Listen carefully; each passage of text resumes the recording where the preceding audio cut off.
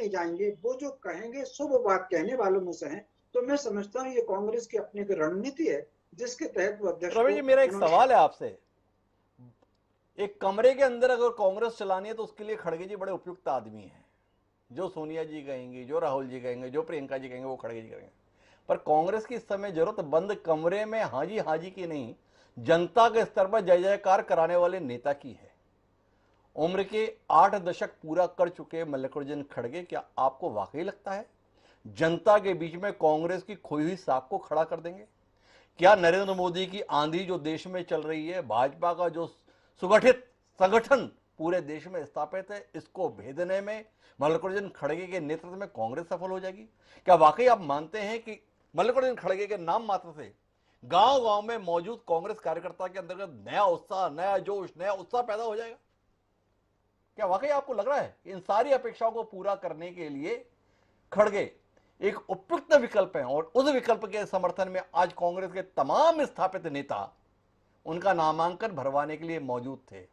वहीं शशि थरूर, जो अपने आप को नई सोच का नेता बता रहे हैं, एक भी पहचाना हुआ चेहरा साथ खड़ा करने में नाकाम रहे। वो कह रहे हैं कि शायद लोग मुझ पर यकीन करेंगे 9,000 लोगों में, पर आज की तारीख में उनके साथ खड़ा होने की हिम्मत एक भी जाना पहचाना चेहरा कांग्रेस मुख्यालय में नहीं था। क्या कहते हैं रमेश जी?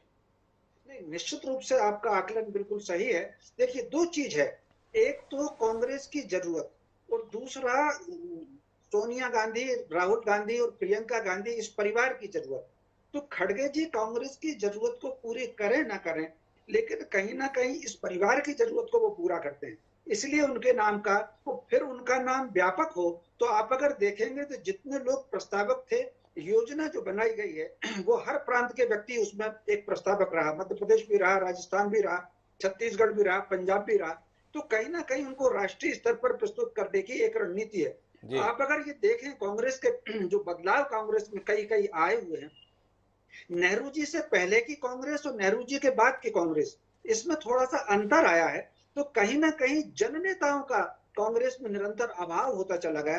अब कांग्रेस एक और रणनीति पर काम कर सकती है खड़गे जी के बाद। जिस तरीके से, तो मोटे तौर पर इसमें कोई शक नहीं, आपने सही शब्द कहा कि नरेंद्र मोदी जी की आंधी है देश भर में। जी। तो वो जो आंधी है वो कहीं ना कहीं एकता वाली आंधी है, सनातन परंपरा में एकजुटता की आंधी है।